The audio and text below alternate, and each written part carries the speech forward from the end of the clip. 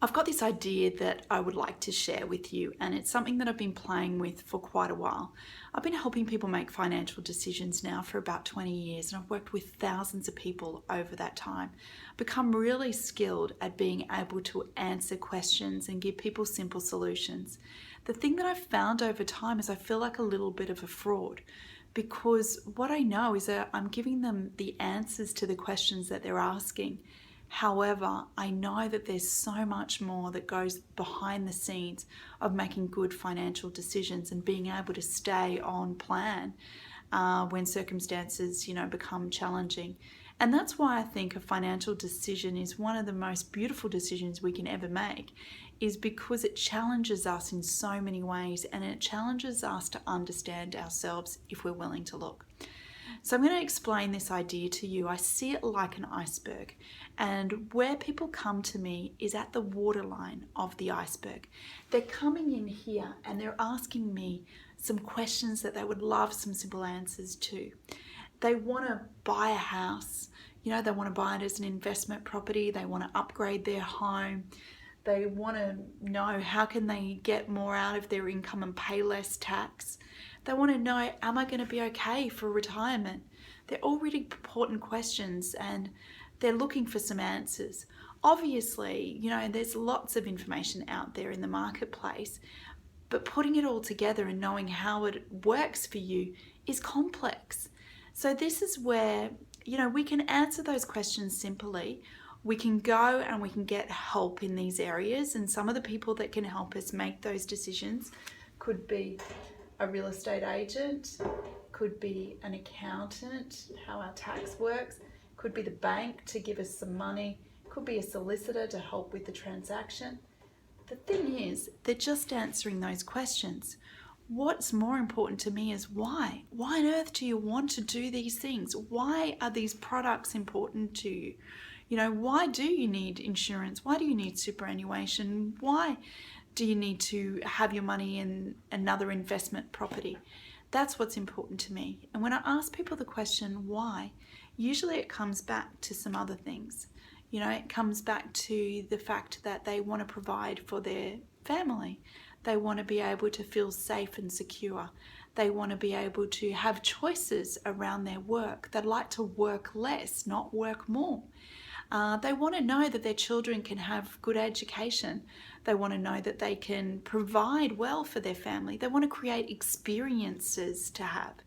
These are all important things. Most of the time it comes down to one thing that's a central theme, and that's family.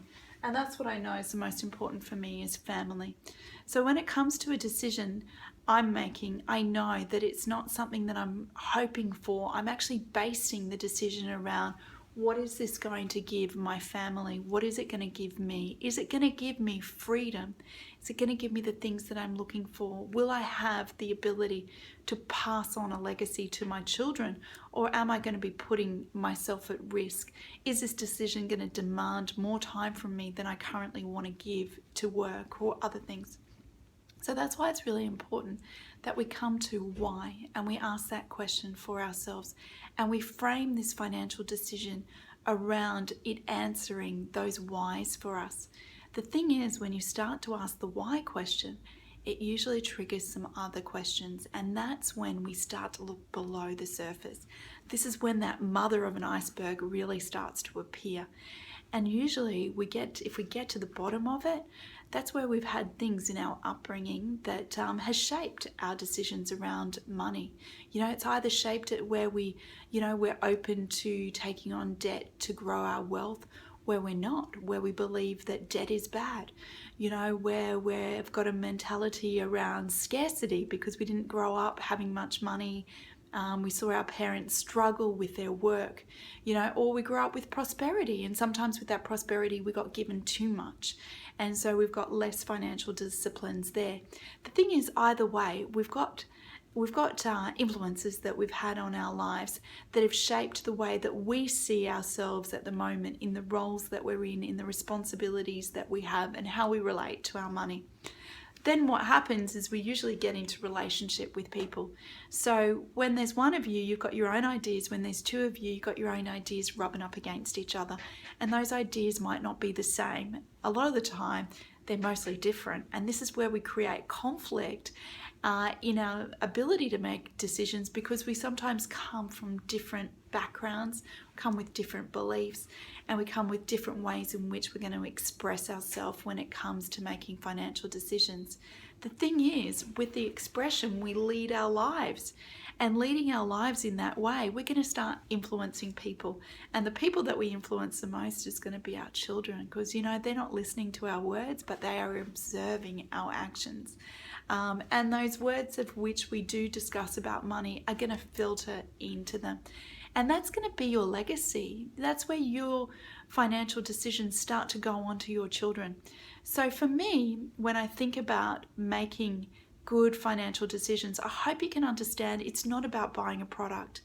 Another investment property is not going to get you what you want in your life unless you understand, you know, how that decision is going to relate, and you start to use that as your compass. You know, every decision that I make comes back to, is this going to be beneficial for my family, or is it going to put my family at risk? So then that makes me think about my health, not just my finances. Because if I put my health at risk because I'm stressed out and I'm working more just to have more things in my life, well, that can be a really costly decision. So this is where it plays in together. And if we can start to unfold our iceberg, and we can use our financial decisions, and we can use the way that we relate to one another when we're making these decisions as a guide, we're going to make great decisions, and we're going to build prosperous futures. And it's not going to be a short-term decision that we're making, it's going to be for the long-term benefit. And it's exciting, and I look forward to being on that journey with you.